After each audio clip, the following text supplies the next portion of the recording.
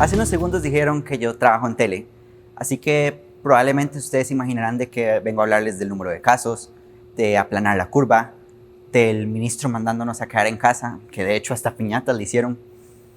Ya saben, lo que solemos ver en la conferencia al mediodía por tele. Y esto no los tiene agotados.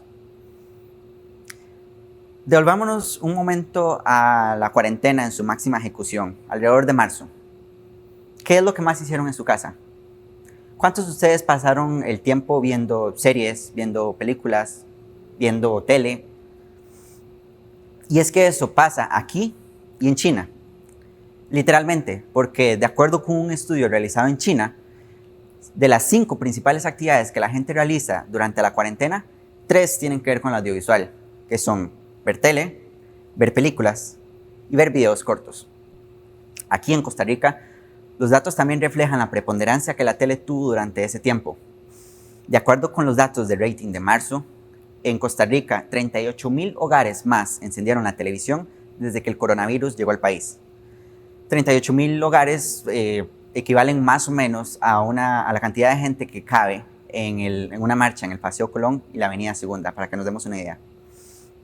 Además, 9 de cada 10 personas dicen que la tele es su principal medio de información durante el COVID. Eso quiere decir que probablemente de quienes estamos por aquí, el 90% prefiere la televisión como medio de información en medio de esto. Y esto también pasó en otros lados del mundo. Por ejemplo, en Corea, el 17% de audiencia fue el número que aumentó durante las medidas de distanciamiento social. En Lombardía, que fue la principal región más afectada de Italia, aumentó un 12%. En Nueva York, cuando empezaron las medidas de teletrabajo, la audiencia de televisión aumentó un 8%.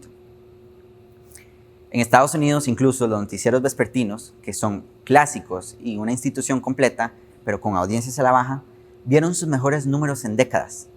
Aumentaron un 42% comparados con el año anterior.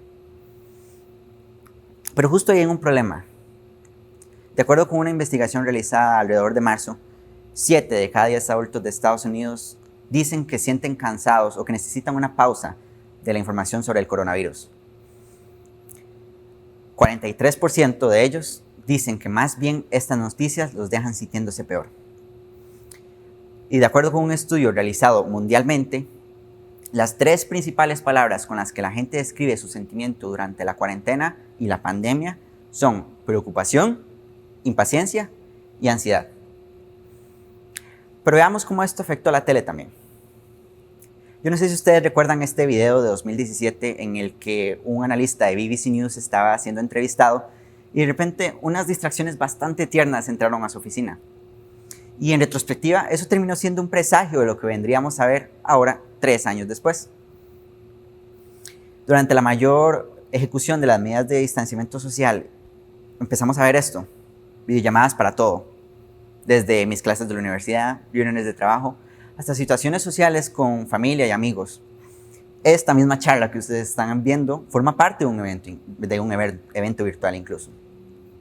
Había noches en las que yo abría, por ejemplo, el Instagram y todos los circulitos eran de transmisiones en vivo. En la tele también vimos periodistas que entrevistaban de manera remota o que guardaban su distanciamiento social con sus entrevistados. Y también vimos entrevistados, cada uno de ellos participando desde su propio espacio. En Estados Unidos vemos, por ejemplo, programas como Stephen Colbert con su Late Night Show, que son programas que vienen con números de millones de audiencias cada noche, cada uno reinventándose de su propia manera. Colbert, por ejemplo, realiza su programa con los hijos a la par. Last Week Tonight, de John Oliver, le montaron un estudio en su sótano y sus productores le dan instrucciones por Zoom de cómo usar el equipo. The Tonight Show con Jimmy Fallon, una noche está entrevistando al gobernador de Nueva York, Andrew Cuomo, desde su casa, y otra noche simplemente le lee unos cuentos a sus hijas. Esa es la televisión que vemos surgir durante este momento. Es más cercana, humana e imperfecta. Ahora, es probable que ustedes se pregunten, ¿por qué todo esto nos debe importar? Y quiero aprovechar esa pregunta para ver cómo esto verdaderamente nos afecta como audiencia. ¿Han notado cómo hay momentos en los que Netflix pone algo en su pantalla de inicio, sea una serie, una película o lo que sea, y al día siguiente todos están hablando de eso. Yo, por ejemplo, abro Twitter después de ese día y la mitad de los tweets es de gente hablando sobre la serie y la otra mitad es gente pidiendo que no le hagan spoilers sobre la serie. Ese es el contenido que vemos surgir y ese es el poder del contenido que vemos. Netflix, pero hay un problema incluso con Netflix, porque Netflix y cualquier otra plataforma parecida, sus series, sus películas, sus documentales, no nos hacen sentir cercanos a nosotros como comunidad. Son contenidos alóctonos, extranjeros, alejados. Ahora, eso no necesariamente es malo, pero cuando una sociedad solo consume contenidos de afuera, corre el riesgo de debilitar su identidad cultural. Digo, no es como que los 169 capítulos de Betty la Fea o las infinitas novelas turcas nos aportan algo a nuestra realidad. Y ahí es donde nos damos cuenta de la importancia de nuestra industria productora local.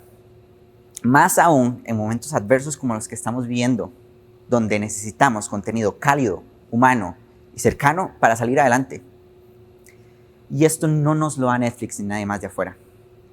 Además, hay que recordar que hay gente que todavía depende de la televisión abierta para recibir su entretenimiento. Bueno, ahora repasemos qué vimos de la televisión esta semana. O estos días también. Vimos que tuvo un aumento importantísimo de audiencia y tuvo que adaptarse al contexto que también vino a retar el contexto tradicional y la manera tradicional de producir contenido. Las plataformas de streaming nos ofrecen buen contenido, pero que no se ajusta necesariamente a nuestra realidad. No podemos depender solamente de contenidos extranjeros. Ahora, ¿qué sigue? Bueno, como país y como audiencia, necesitamos y merecemos otro tipo de contenido. Vimos durante ese tiempo que la gente tuvo que acomodarse a las prioridades y las personas que no tenían que aportar nada significativo perdieron relevancia. La televisión es una industria de mucha tradición y como tal le ha costado mucho adaptarse a las nuevas audiencias y ofrecerles programas con espíritu local. Y a veces necesitamos de adversidades como la que vivimos para hacer catarsis y reaccionar.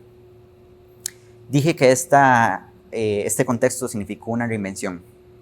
Bueno, ahora tenemos que ver si finalmente la televisión logra evolucionar.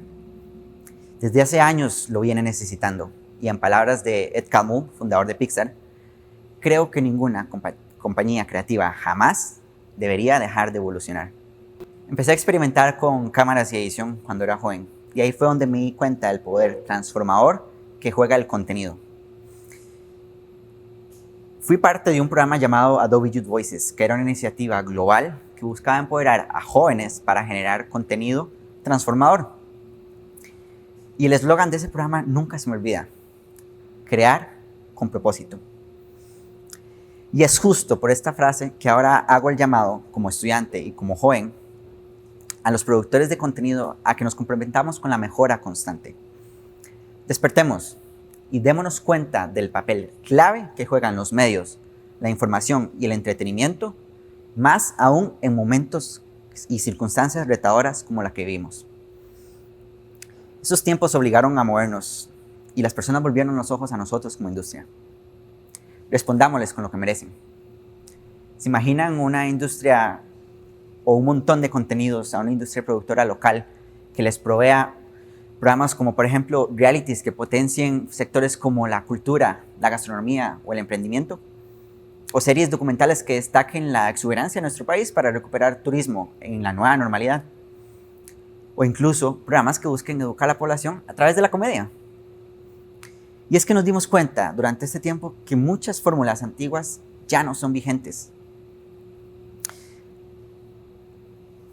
Pero esto no es solo responsabilidad de nosotros, como industria. A las audiencias también les toca nuestra parte o nuestra cuota de responsabilidad. Seamos vigilantes y críticos con lo que consumimos. Audiencias exigentes, con apetito por contenido transformador y edificante. Y esto podemos hacerlo cada día de las maneras más sencillas. Por ejemplo, así como definimos prioridades de lo que queremos realizar durante el día, también definamos prioridades de lo que queremos ver. Socialicemos también el contenido que nosotros vemos con familia o amigos y así tendremos una base de argumentos más amplia para poder ser más críticos. Y por último, démonos o hagámonos escuchar. Hace años, décadas, esto era un ejercicio completamente unidireccional. Ahora, con las plataformas en línea y las redes sociales, la comunicación fluye en ambos sentidos. Con esto, lo que quiero decirles es que dejemos de consumir por inercia. Busquemos crecer a través de contenido que nos aporte, nos sume y nos haga mejores personas. El contexto que estamos viviendo nos llama a hacerlo, porque con mejor televisión y mejores audiencias, todos nos beneficiamos.